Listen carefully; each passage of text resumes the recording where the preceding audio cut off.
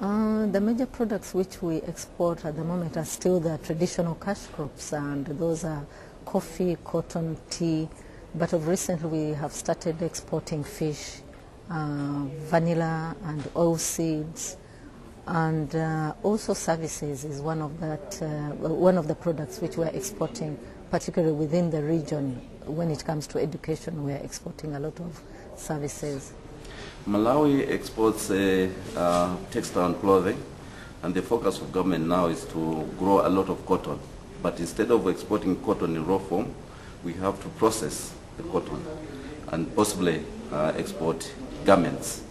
Already we are exporting garments to the United States of America and AGOA. We are one of the major exporters under AGOA. And we are also the largest exporter of fruits and nuts to the United States of America. But then, as you know, we are also trading with Europe. We export sugar to Europe, and we are one of the largest exporters of sugar. And we are also exporting tobacco. I know tobacco has got is facing some challenges. En tant que produit phare, nous avons évidemment hors pétrole, nous avons le bois, nous avons la banane, nous avons le cacao, nous avons le café, nous avons le thé, bon, voilà. Le premier produit d'exportation au Bénin aujourd'hui c'est le coton. Le coton, et c'est pour cela que nous sommes également actifs dans les négociations sur le coton et à Genève. Et c'est le Bénin qui est le coordonnateur des pays impliqués dans la soumission sur le coton au niveau de l'OMC.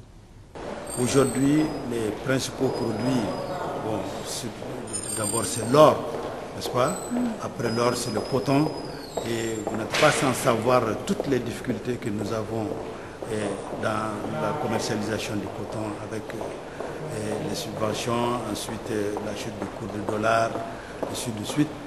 Bon, nous avons également en exportation les fruits et légumes, nous avons le bétail, mais le bétail a la particularité que c'est au niveau de la sous-région, alors que les autres c'est au niveau mondial, tel que la mangue qui est un produit phare aujourd'hui en termes d'exportation. Et c'est dans ce cadre qu'avec le cadre intégré, n'est-ce pas, et qu'on tend vers le cadre intégré renforcé, nous cherchons quand même à améliorer davantage la qualité de la mangue qui est exportée très prisée sur le marché international.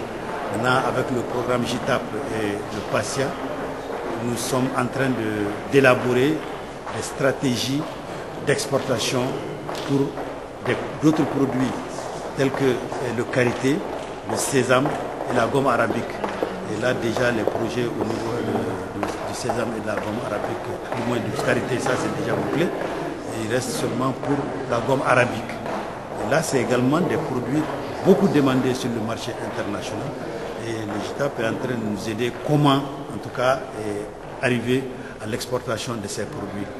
Nous exportons les biens, les marchandises, mais nous exportons les services, et à travers les services, nous exportons, disons, l'intelligence économique de la Tunisie. Alors sur les marchandises, il y a des produits phares.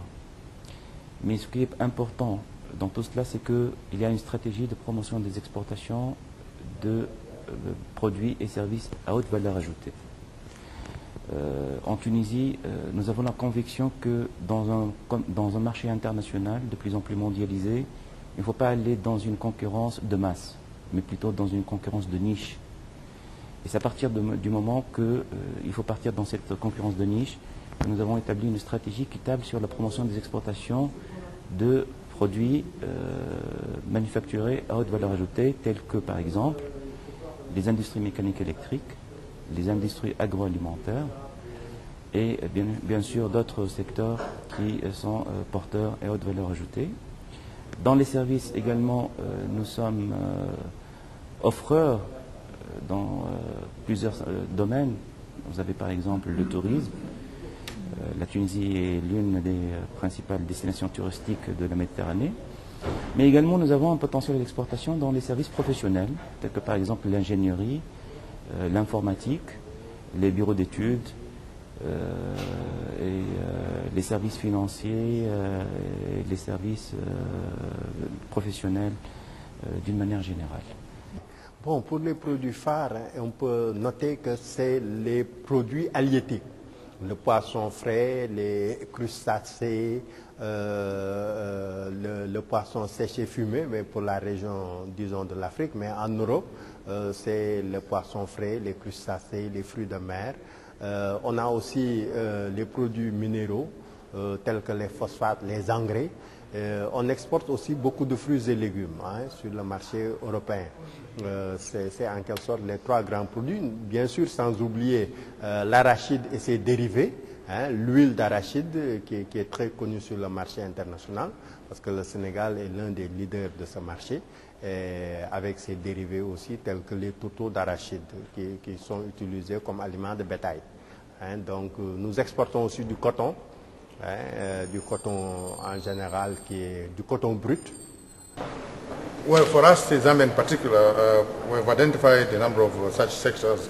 We've identified like fresh vegetables, for instance, tobacco, paprika, this is a vegetable, cotton yarn, leather products, fresh flowers, sugar, and oil cakes.